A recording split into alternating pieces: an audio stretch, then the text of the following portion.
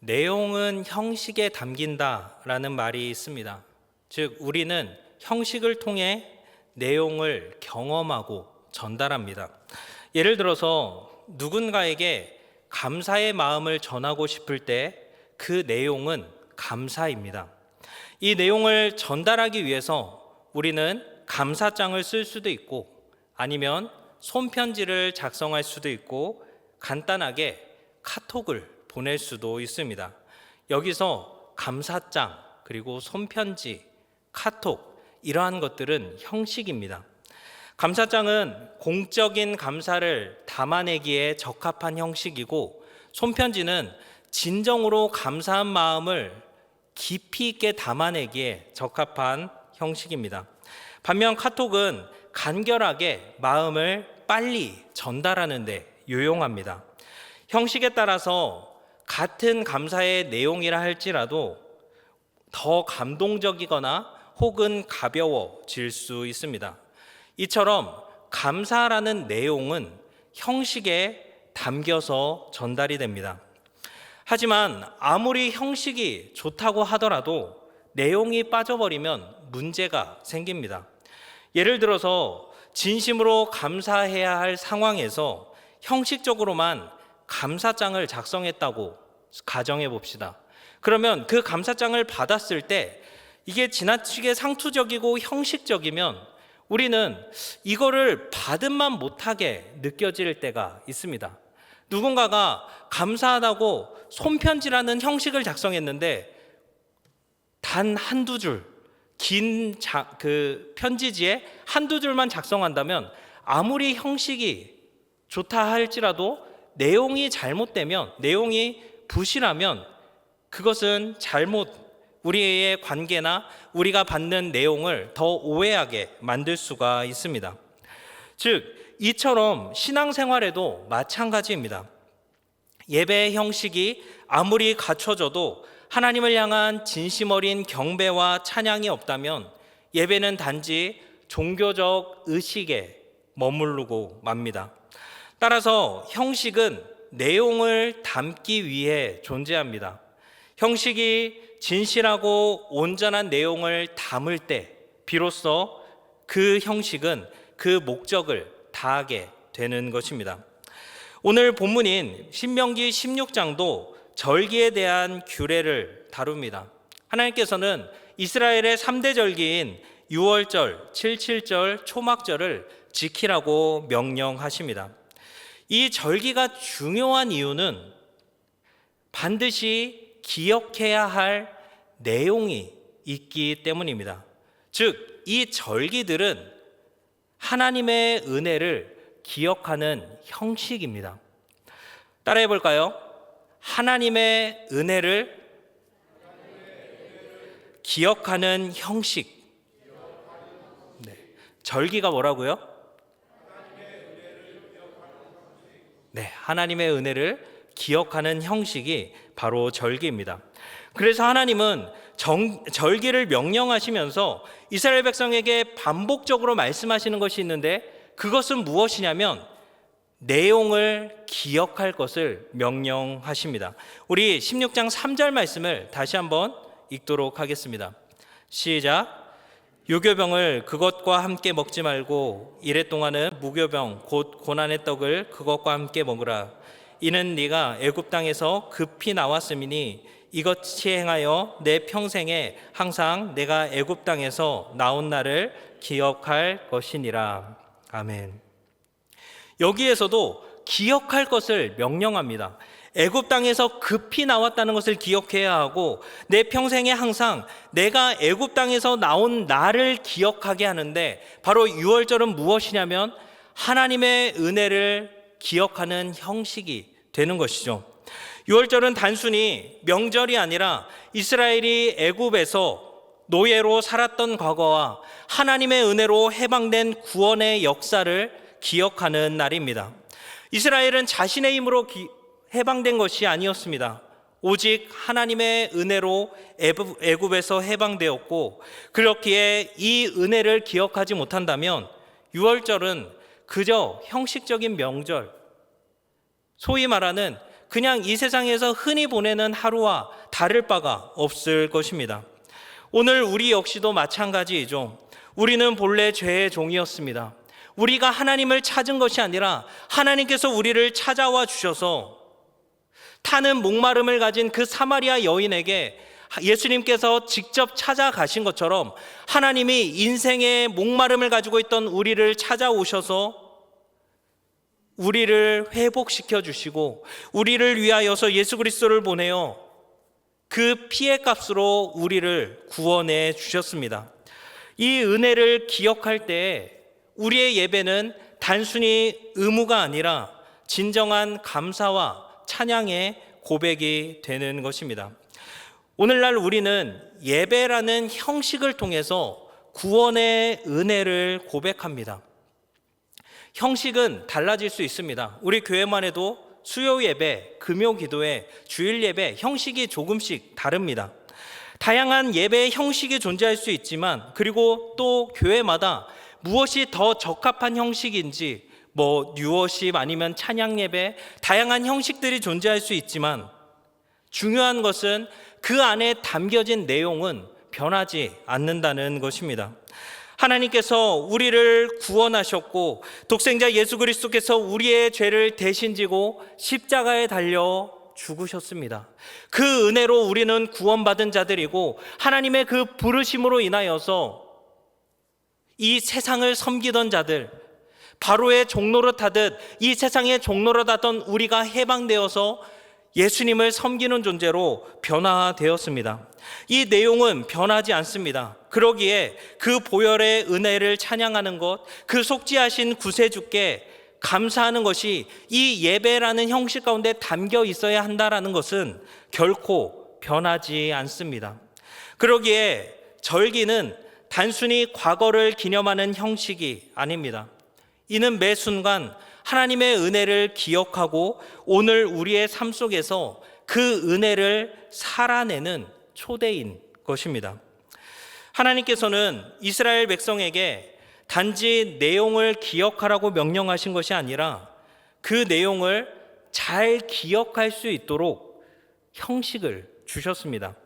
절기와 관련된 형식들은 하나님의 은혜를 기억하게 하는 도구입니다. 다시 한번 3절 말씀을 볼까요?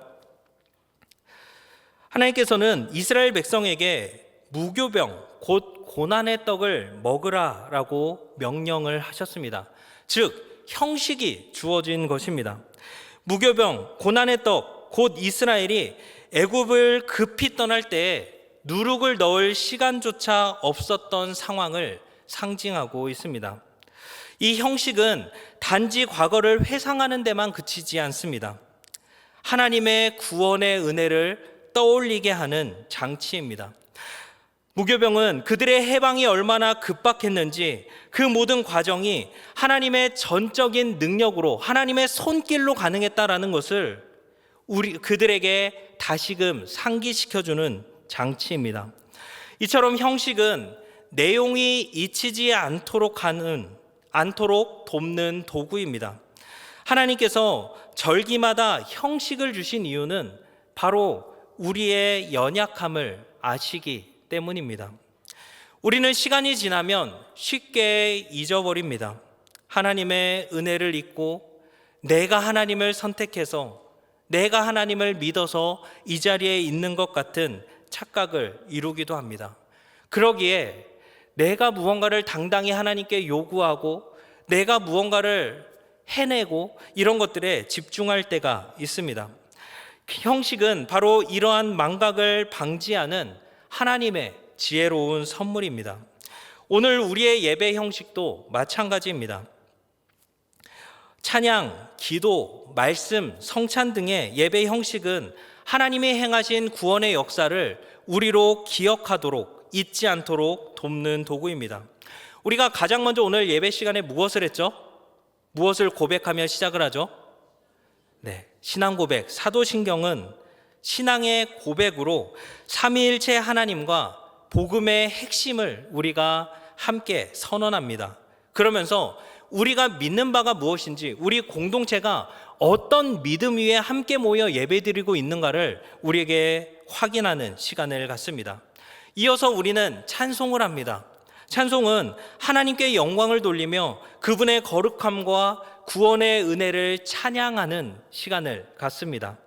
그리고 대표 기도는 예배를 드리고 있는 지금 이 공동체를 대표해서 드리는 기도로 하나님께서 하나님의 도움을 구하며 이 예배가 하나님께 온전히 드려질 수 있도록 우리가 간구하는 시간을 갖습니다.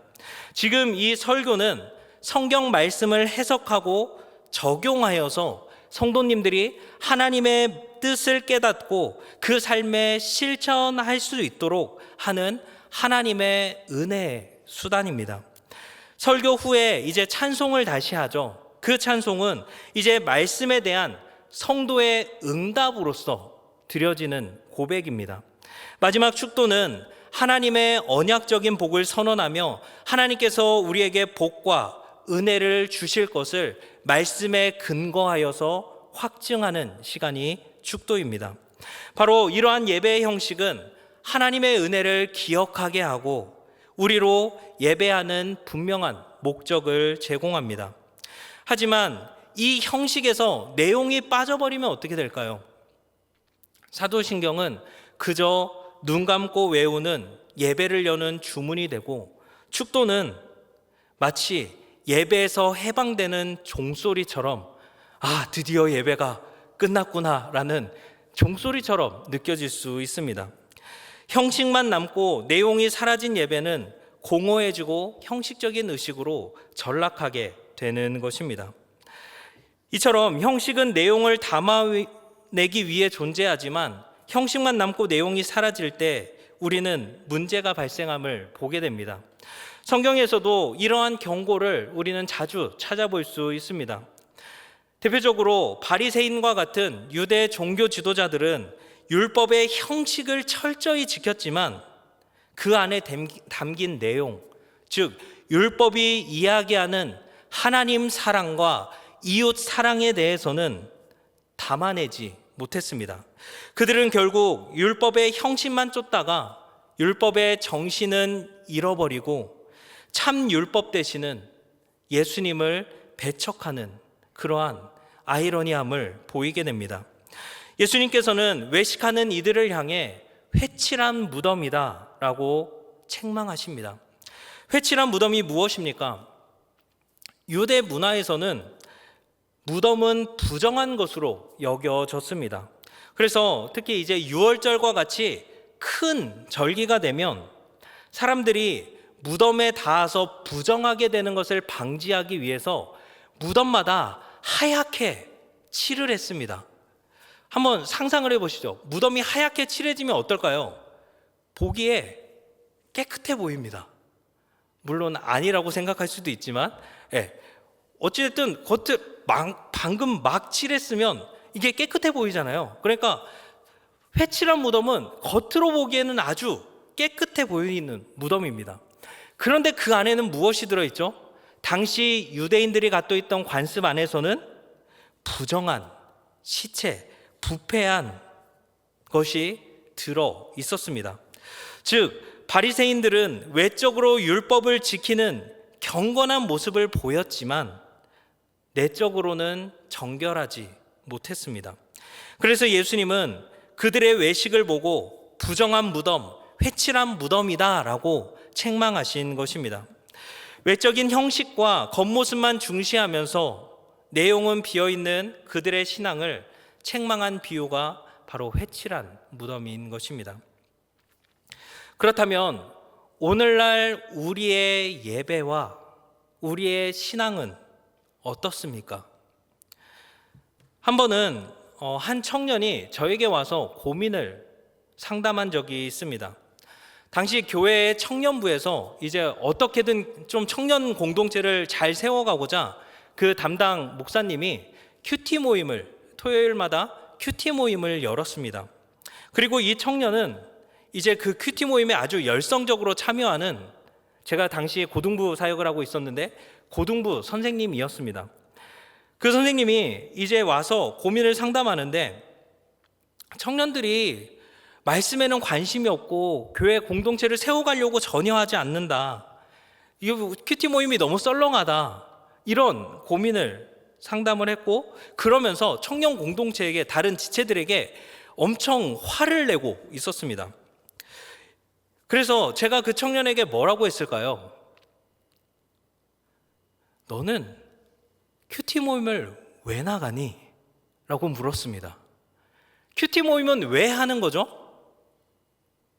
하나님의 말씀을 듣고 묵상하고 깊이 연구하면서 하나님의 뜻을 분별하여 그 뜻대로 행하기 위해서, 그러기 위해서 큐티 모임을 하는 건데, 너는 그 큐티 모임 열심히 참석해서 다른 지체들 판단하고 비판하려면 차라리 나가지 마라 라고 했습니다. 그럴 수 있는 이유는 제가 청년부 담당이 아니었기 때문이 아니라, 그 친구가 그래도 나가래라는 걸 알고 있었기 때문에 이제 그렇게 이야기를 했습니다. 우리의 삶, 우리의 봉사, 우리의 예배 역시 마찬가지입니다. 우리가 왜 예배를 드립니까? 우리가 왜 리딩 지저스를 합니까? 우리가 왜 섬깁니까? 왜 봉사하나요? 교회를 세우기 위해 우리는 우리를 헌신하며 봉사합니다. 그리스도께서 섬김의 본을 보이신 것처럼 자신을 부인하고 섬기고 낮아진 자리에 가기 위해 우리는 교회를 섬깁니다. 그리고 그 섬김은 교회를 세우기 위함입니다. 그러나 그 섬김에 담겨야 할 하나님께서 이미 우리에게 주셨고, 교회를 사랑하는 마음을 주시고 그리스도를 닮고자 하는 마음을 주셔서 내가 내 한 몸 낮아짐으로 교회를 위해 무언가 드릴 게 없을까 하는 마음을 가지고 그 봉사의 자리를 감당하는 것인데, 그 내용이 사라져버리면 지치게 되죠. 그리고 섬기지 않는 이들을 향해 원망하게 됩니다. 우리는 우리의 예배와 섬김이 나의 의가 되는 것이 아니라 하나님께서 우리에게 베풀어 주신 은혜의 반응이어야 할 줄 믿습니다. 하나님께서 주신 은혜를 기억하며 우리의 예배와 섬김을 온전한 내용으로 채우기를 소망합니다. 이렇게 말씀을 드리면 꼭 삐뚤게 반응하시는 우리 사춘기 같은 분들이 계십니다. 그러면 안 하면 되겠네요. 저 은혜 충족될 때까지 좀 쉴게요. 내려놓을게요. 제가 지금 이 말씀을 드릴 수 있는 이유는 연초이기 때문입니다. 연말에는 이런 말씀 함부로 못 드려요. 지금은 그래도 연초니까 그래도 마음이 아직은 괜찮으시죠? 이 말씀을 쭉 가지고 가셔야 돼요. 오늘 본문에서 절기를 명할 때에도 너네 은혜를 먼저 기억하라 라고 말씀하지 않습니다. 1절 말씀에 보면 뭐라고 기록하냐면 아비벌을 지켜 내 하나님 여호와께 유월절을 행하라 라고 먼저 말씀합니다. 즉 너네 은혜를 기억하라가 먼저 나오는 것이 아니라 먼저 지키고 행해야 할 것이 먼저 등장하고 있습니다. 이게 무슨 의미일까요? 형식적이라고 해서 주의를 지키는 것 자체가 잘못된 것은 아닙니다. 내용이 빠진 것이 잘못된 것입니다. 그러니 형식적인 예배니까 안 나와도 돼. 혹은 난 어차피 지금 상태로, 지금 내 마음 상태로 예배에 나가도 형식적으로 끌려가는 거니까 차라리 안 나가는 게 낫다. 오늘은 그냥 쉬자라는 것은 사탄의 속임수입니다. 사탄은 우리를 속여 예배를 외면하도록 만듭니다. 지금은 준비가 안 되었으니까 다음에 하라라고 속삭이지만 그 결과는 하나님으로부터 더 멀어지는 길입니다. 형식적이 되지 않기 위해서 우리의 마음을 담는 것이 중요하지 그 자리를 외면하고 회피하는 게 답은 아닙니다. 봉사 역시 마찬가지이죠. 섬기지 않는 자들을 비판하는 마음이 생긴다면 그 마음이 잘못되는 것이지 봉사하는 것이 잘못된 것이 아닙니다. 우리에게는 다 유치한 마음이 있습니다. 그래? 그러면 안 하지 뭐, 쉬면 뭐, 그렇게 얘기할 수 있지만 오늘 본문이 말하는 것은 그것이 아닙니다. 우리는 행해야 하고 우리는 지켜야 합니다. 서두에도 언급드렸듯이 절기는 하나님의 은혜를 기억하는 형식입니다. 즉, 그 은혜를 우리가 기억하기 위해서는 우리는 은혜의 자리를 사모해야 하고, 하나님께서 우리에게 베풀어 주신 그 은혜를 우리가 기억하기 위해서는 하나님께서 우리에게 일하도록 만든 자리를 사모해야 합니다. 작년 소요리 문답에서도 나누었듯이 은혜의 방편에는 말씀과 성례와 기도가 있습니다. 하나님께서 그의 은혜를 우리에게 전달하시는데 가장 공식적이고 구체적인 수단이 바로 예배입니다. 그러니 우리는 예배를 지킴으로 은혜를 기억하고 또 은혜를 받습니다. 하나님은 우리에게 은혜를 주시려고 지금 이 자리에 불러주셨습니다. 그 부르심에 응답하여 배설된 이 잔치에 참여하는 것은 우리의 몫입니다.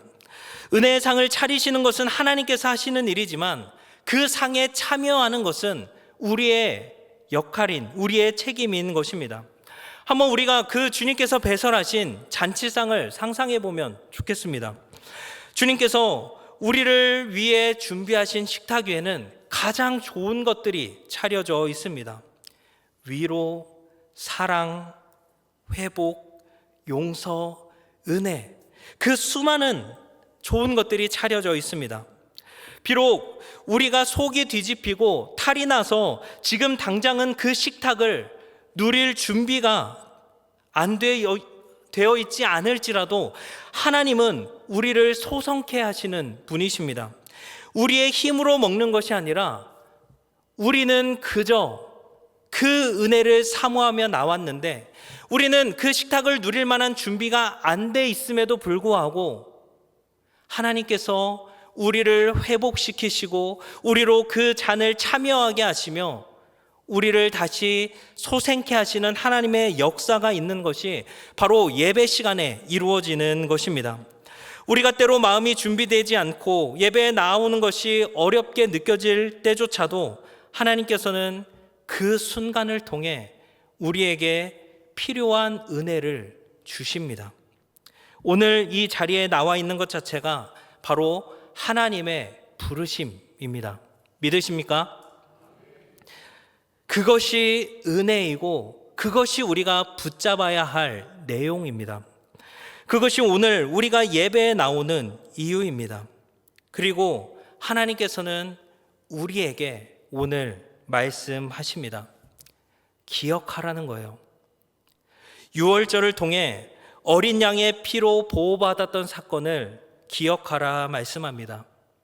어린 양의 피로 죽음이 넘어갔음을 기억하라 말씀합니다. 십자가에 달리신 어린 양 예수 그리스도의 보혈로 속량받은 백성이 이 예배를 참여하고 주님의 그 영광스러운 식탁에 참여하는 바로 우리라는 사실을 기억하라고 말씀합니다. 또한 77절을 통해 하나님의 공급하심을 기억하라 말씀합니다. 우리 신명기 16장 10절 말씀을 우리 한 목소리로 읽도록 하겠습니다. 10절 말씀입니다. 시작. 내 하나님 여호와 앞에 77절을 지키되 내 하나님 여호와께서 내게 복을 주신 대로 내 힘을 헤아려 자원하는 예물을 드리고. 아멘. 여호와께서 내게 복을 주신 대로 예물을 드리라 라고 말씀합니다. 우리에게 주어진 것이 하나님께로부터 온 복임을 기억하라 라고 말씀하는 대목입니다. 특별히 77절은 9절 말씀에 보면 7주를, 초실절로부터 7주를 세라고 말씀합니다. 7주면 며칠인가요? 49일, 그 다음 날이기 때문에 이제 50일째 되는 날을 의미합니다. 그래서 77절의 다른 이름이 뭔지 아시죠? 오순절입니다. 출애굽 후 50일째가 되는 날, 시내산에서 하나님께 율법을 받은 날과 연결이 됩니다. 그래서 오순절은 유대인들이 역사적인 의미로서 지킬 때 시내산에서 하나님께 받은 율법을 기억하는 날이기도 합니다. 또한 이때는 초실절로부터 50일째 되는 날인데 밀을 추수하는 절기입니다. 그래서 다른 이름으로 칠칠절, 오순절, 또 뭐라고 불리죠? 동일하게 맥추절이라고 불립니다. 이제 번역된 성경에서는 보리맥자를 써가지고 이게 보리추수라고 오해하기 쉽지만, 사실 이스라엘 농경 문화를 생각해 보면 이미 3, 4월에 보리추수를 1차적으로 하고 5, 6월 이 아비벌에 이제 밀추수를 합니다. 아마 이제 번역될 당시에 그 주식 우리가 이때쯤 하는 게 이제 보리였기 때문에 보리 맥자를 써서, 그리고 일반적인 곡식의 의미를 담아서 맥추절이라고 불렀는데, 실질적으로는 밀을 추수하는 절기가 이제 이 칠칠절, 오순절, 맥추절입니다. 뭐 밀이든 보리이든 중요한 것은 이 오순절을 지켜서, 맥추절을 지켜서 밀추수를 하나님께 바쳤던 그날에, 초대교회 그날에 120명이 성령을 받는 사건이 일어납니다. 그래서 오순절 성령 강림 사건이 바로 이 절기 때 일어나는 것이죠. 베드로가 복음을 전할 때 3,000명이나 되는 엄청난 사람이 교회에 가입하는 일이 생깁니다. 예수님의 부활이 이제 초실절에 보리 첫 단을 흔들며 바치는 첫 열매와 관련된 것이라면, 오순절날 수많은 사람들이 교회 안에 들어와서 앞으로 예수님이 재림할 때까지 계속해서 예수님을 믿고 구원받는 자들이 계속해서 많아질 것이라는 것을 하나님께서는 구약 절기 가운데 이 맥추절, 밀을 추수하는 그 장면을 통해서 우리에게 상징화시켜서 보여주고 있습니다.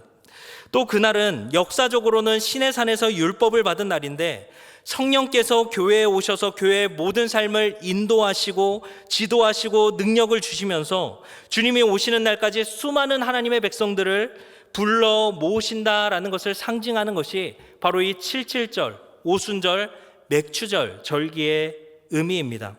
그래서 하나님은 이것을 기억하라 라고 말씀합니다. 우리 한번 16장 12절 말씀 함께 읽었으면 좋겠습니다. 12절 말씀입니다. 시작. 너는 애굽에서 종되었던 것을 기억하고 이 규례를 지켜 행할지니라. 아멘. 이제 우리는 구약의 이스라엘 백성과 다르게 성경의 계시가 완료된 시점에서 기억할 것이 많아졌습니다. 단순히 맥추절에 밀 추수만 하나님이 주신 복이 아니라, 하나님께서 이 추수하는 이 장면을 통해서 형상화해 놓은 영혼 구원의 사역에 따라 우리 역시도 죄의 종되었던 데에서 벗어나 하나님의 백성으로 편입된 놀라운 은혜를 기억하게 합니다. 구약에서는 돌판에 새긴 율법을 주셨다면, 이제 신약에서는 성령께서 우리의 마음 가운데 하나님의 말씀을 새겨주셔서 새 율법을 주심으로써 우리는 하나님의 뜻 가운데 성령님이 우리 안에 내주하셔서 우리를 인도하시는 일을 우리는 경험하게 됩니다. 그러기에 우리는 이 절기를 통해서 성령님의 인도하심을 따라 살아가는 삶을 기억해야 합니다. 시내산에서 이스라엘 백성에게 말씀하시고 그 출애굽 공동체를 인도하셨던 것처럼 성령 하나님을 우리에게 보내주셔서 우리를 여전히 인도하시는 하나님의 신실하심을 기억하게 하는 것이 바로 이 칠칠절의 절기입니다. 또 하나님은 초막절을 통해서 우리에게 하나님의 보호하심을 기억하라 라고 말씀합니다. 초막절은 장막절과 같은 의미로 이스라엘 백성이 광야에서 40년 동안 장막을 치고 살았던 시기를 상기시키는 절기입니다. 또한 초막절은 수장절이라고도 불리기도 하는데, 13절에 보면 소출을 타작마당과 포도주 틀에 소출을 거두어 드린 후, 즉 모든 추수를 마치고 저장하는 의미를 강조하는 수장절이라고 불리기도 합니다. 이제 구약의 절기들이 많아서 조금 헷갈릴 수 있는데요, 다시 한번 정리를 하면 칠칠절과 동일한 절기가 세 가지가 있는데 뭐죠? 이름이 다른 게 칠칠절, 오순절, 맥추절, 그리고 초막절과 동일한데 이름만 다른 게 세 가지가 있습니다. 초막절, 장막절, 수장절, 이 세 가지는 같은 절기입니다.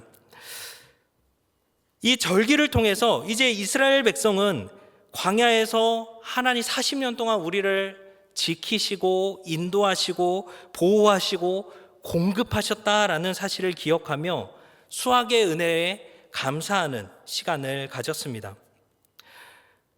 여기에 함축적인 의미가 한 가지 더 있습니다. 이 광야 생활이 끝나야지 사실 초막절은 의미가 있습니다. 그렇지 않나요? 이 광야 40년을 지켰다는 것을 기념하는 절기이기 때문에 이 초막절은 광야 생활이 끝나고 가나안 땅에 들어가야지만 완성되는 절기입니다.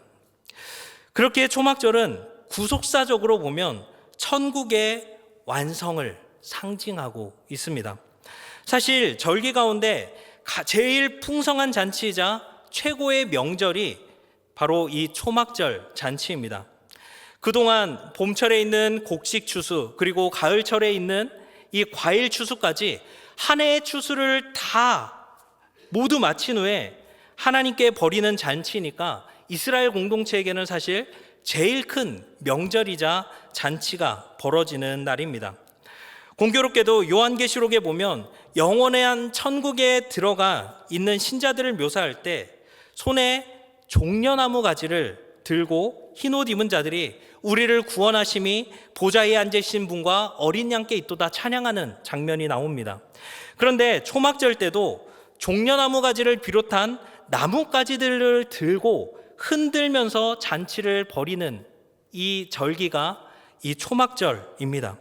그러기에 초막절의 잔치는 지상의 잔치를 넘어서 장차 올 하나님 나라의 완전한 잔치, 천국 잔치를 우리에게 예표해 주고 있습니다. 그러기에 이 초막절은 신약 시대로 말하면 영원한 천국에 들어가서 영원히 하나님께 감사하면서 영원 무궁토록 천국 잔치를 벌이게 되는 일을 지상에서 맛보게끔 해주는 절기가 바로 이 초막절인 것이죠. 그래서 초막절에는 소외된 자 없이 모두 즐거워하라 라고 말씀합니다. 우리 한번 14절 말씀을 한 목소리로 읽도록 하겠습니다. 시작.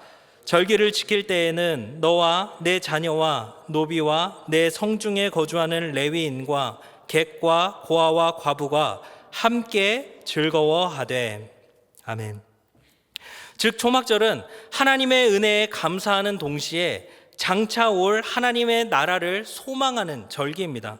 또한 이 구원의 기쁨은 한 개인의 감사로 끝나지 않고 공동체의 모든 구성원들이 함께 즐거워해야 하는, 함께 누려야 할 은혜임을 우리에게 보여주고 있습니다. 이것이 바로 초막절이 우리에게 기억하게 하는 내용입니다.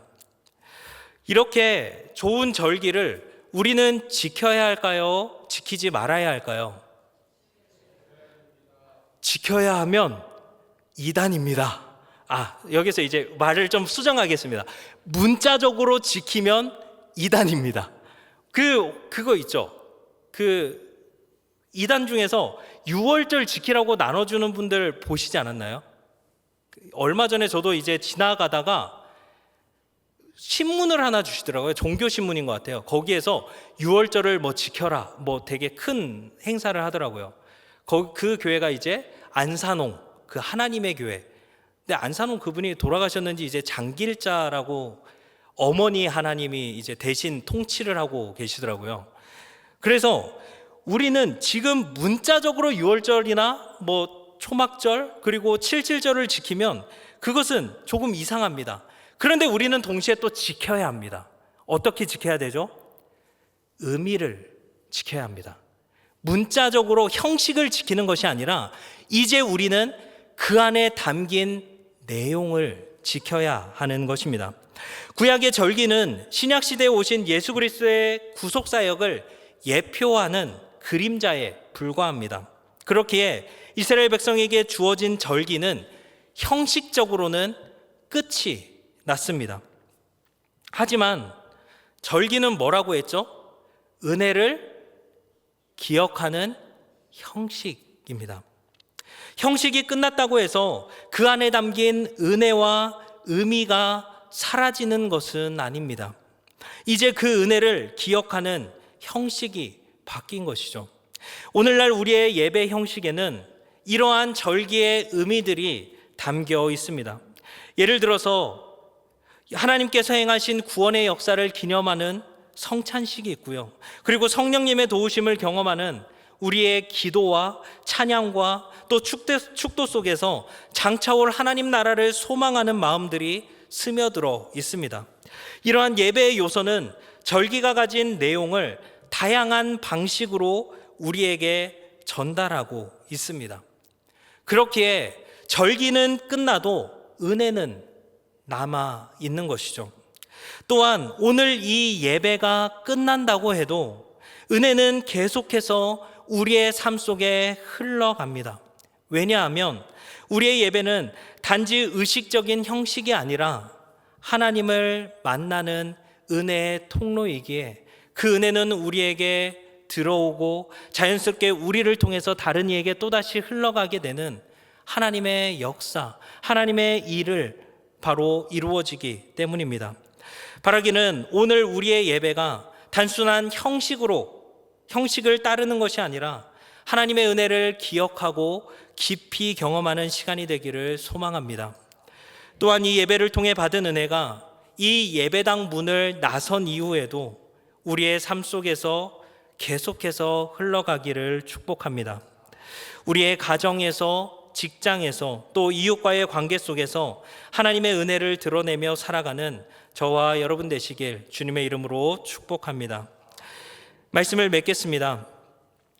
하나님께서 6월절에 어린 양 예수 그리스도를 통해 우리를 죄에서 구원하셨고 77절에 성령을 통해 우리를 인도하시며 초막절의 천국 소망으로 우리에게 영원한 안식을, 영원한 잔치를 약속해 주셨습니다.